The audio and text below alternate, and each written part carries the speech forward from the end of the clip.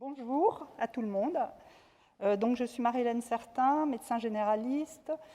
Et d'où je parle, à la fois comme médecin généraliste, ayant eu dans ma vie un peu antérieure des responsabilités professionnelles, notamment au Collège de la médecine générale, mais aujourd'hui exerçant en maison de santé pluriprofessionnelle, en MSP, au Muro et en CPTS.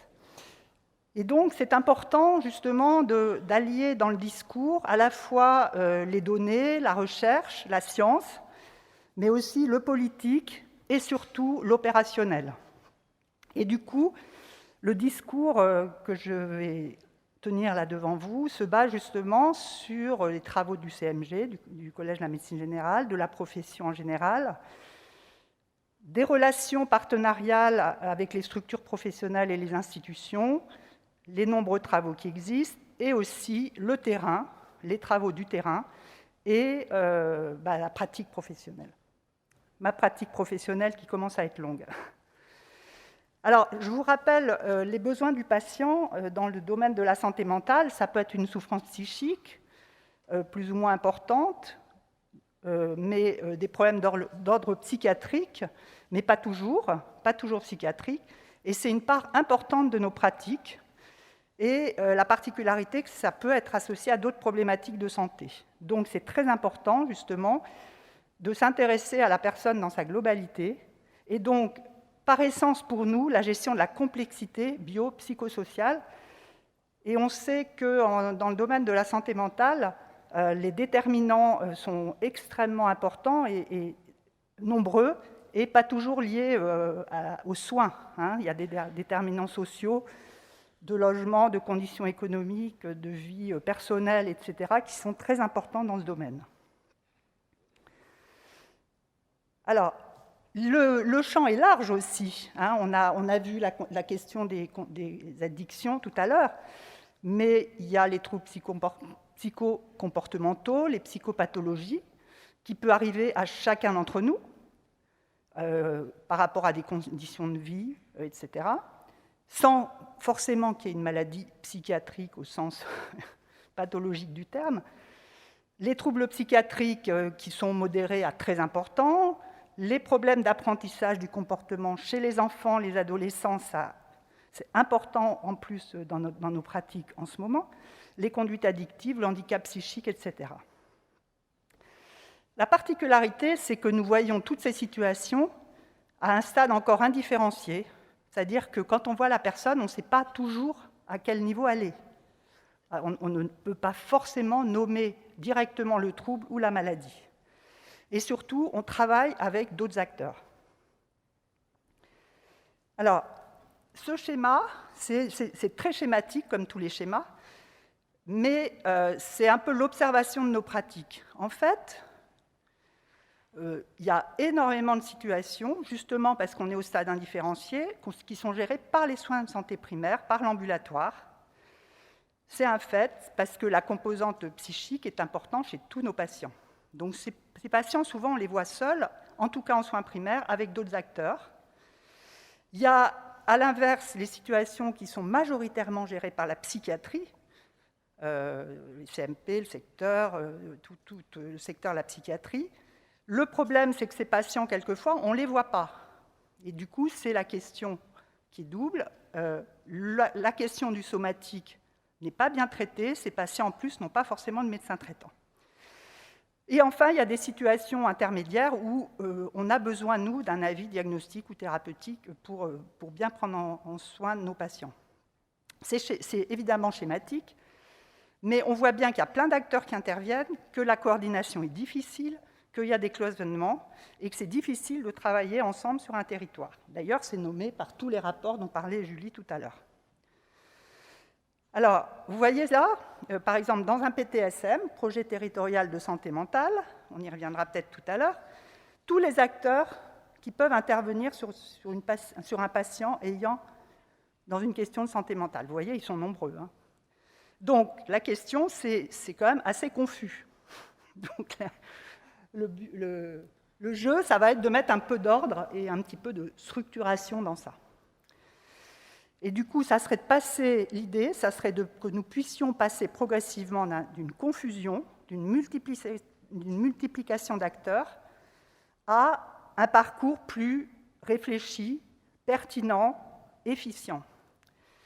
On a fait au niveau du Collège de la médecine générale un webinaire au mois de septembre, et en réunissant des acteurs des soins de santé primaire, de l'ambulatoire, autour de problématiques vécues. Et l'idée, c'était de dire, qu'est-ce qu'on fait et à partir de quand on a besoin d'autres collègues. Et voilà les 7 recommandations dont on pourrait tirer.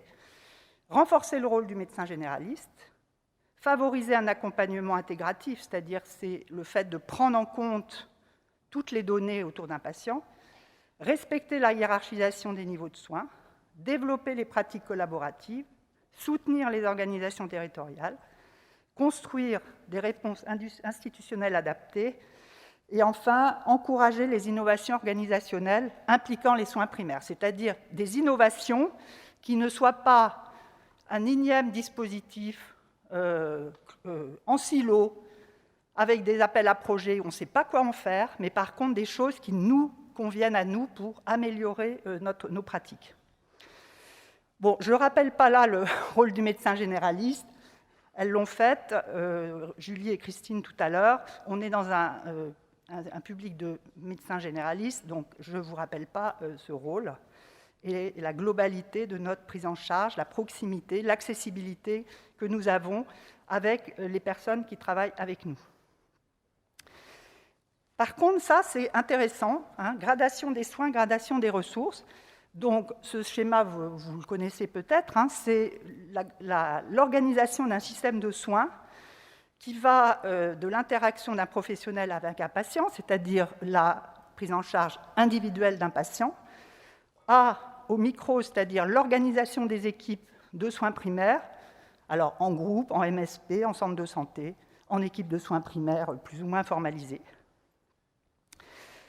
Ensuite, il y a l'organisation territoriale, avec notamment les CPTS. Et enfin, l'organisation des politiques de santé sur un territoire avec les institutions. C'est important de voir ça, parce qu'effectivement, on voit bien que si on n'est pas au bon niveau et si on ne résout pas un problème au bon niveau, eh bien, on va se planter. Et qu'au final, ça va être le patient qui va être pénalisé et où le soin ne sera pas ou peu efficient. Ça, c'est donc une gradation des soins, gradation des ressources. Donc maintenant, si on passe sur les soins, on voit bien qu'il y a le secteur de première ligne, avec les équipes de soins primaires, un secteur de deuxième ligne exercé par les spécialistes de second recours, notamment, hein, ou par exemple les CMP, en l'occurrence hein, dans le champ qui nous occupe, et enfin la troisième ligne, où là, c'est les hôpitaux, voire des structures, l'appel à des structures plus spécialisées. Si on prend les ressources, qu'est-ce qu'on a? En soins, on a les professionnels de santé, psychiatres, médecins généralistes avec des compétences, par exemple les dictos, les psychologues. On a en ambulatoire aussi les CMP, hein, puisque les CMP, leur particularité, qu'ils dépendent de l'hôpital, mais ils prennent en charge les patients en ambulatoire. Et enfin, il y a des dispositifs et filières spécialisées thématiques. Exemple, plus thématique sur l'adolescent ou sur l'autisme ou sur d'autres sujets. Et il y a à côté les ressources du médico-social et du social, que ce soit les travailleurs sociaux, les médiateurs, les lieux de vie, les associations, et ils sont, comme on l'a vu sur le nuage, extrêmement nombreux dans ce domaine. Et à côté, il y a des organisations qui peuvent allier le soin, le médico-social et le social sur les territoires, les organisations de proximité, et donc l'intérêt aussi en proximité de travailler avec le médico-social et le social, par exemple avec une MSP, et des organisations territoriales, c'est-à-dire comment, sur un territoire plus vaste, un bassin de vie, on va travailler entre professionnels pour essayer d'améliorer les parcours des patients sur un territoire donné avec les acteurs qui sont concernés par ça. Si on avance un petit peu, on voit là, alors c'est un document de travail et qu'on pourrait beaucoup plus valider collectivement, mais vous voyez que si on prend première ligne, soins de santé primaire, deuxième ligne, soins secondaires, troisième ligne, on peut en face mettre les acteurs concernés dans le domaine du sanitaire, du soin, dans le domaine du médico-social, dans le domaine du social. Et là, si on va un petit peu plus loin, par rapport à des situations cliniques, on voit que dans l'anxiodépression, les troubles somatoformes, ceux qu'on voit beaucoup en médecine générale, eh bien, on peut mettre les acteurs avec qui on travaille. Conduite addictive, tout à l'heure, on l'a fait, on peut le faire. Enfance en difficulté d'apprentissage, troubles du comportement, on peut le faire. La psychiatrie, les grands adultes et jeunes ados. Les innovations organisationnelles impliquant les soins de santé primaire. Alors, je passe très vite, mais avec Johan, il va après revenir sur chacun des éléments en mettant aussi des données plus scientifiques et sur quoi on se base pour ce discours-là.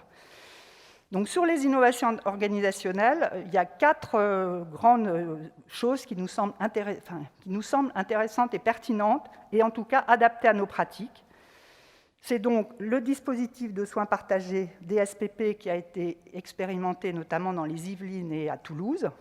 C'est un rapprochement entre la psychiatrie et la médecine générale par différents éléments qu'on va vous détailler après. Deuxièmement, au niveau du Collège de la médecine générale, on a expérimenté ce qu'on a appelé la charte de partenariat entre la médecine générale et la psychiatrie. C'était un travail qu'on a mené avec le collège des présidents de CME-CHS, c'est-à-dire l'hospitalisation psychiatrique publique. Et c'était un rapprochement aussi par différents moyens entre la psychiatrie et la médecine générale. Alors, le renforcement des psychologues, on en reparlera, on en parle beaucoup actuellement, c'est de rendre accessible, au moins financièrement aussi, les psychologues aux patients, puisque aujourd'hui ils ne sont pas pris en charge, pas remboursés, et on sait que c'est un outil thérapeutique extrêmement important pour un certain nombre de nos patients qui en sont privés pour des raisons économiques ou autres. Et enfin, le dispositif Sésame de soins collaboratifs.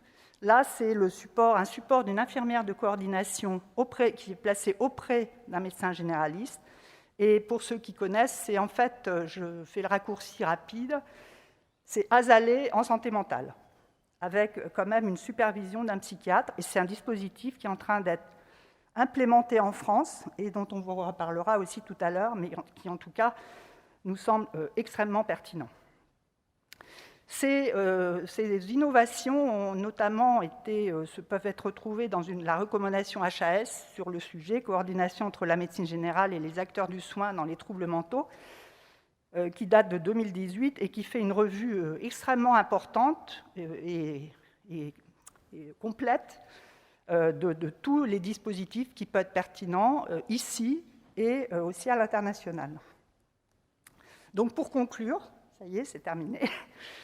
Donc la santé mentale, c'est bien l'affaire de tous, et on voit bien quand on parle avec d'autres acteurs, et notamment les familles des patients qui ont des problèmes de santé mentale, qui se sentent quelquefois abandonnés. C'est vraiment l'affaire de tous, c'est une problématique majeure en ce moment avec la pandémie, avec un certain nombre de raisons, c'est majeur.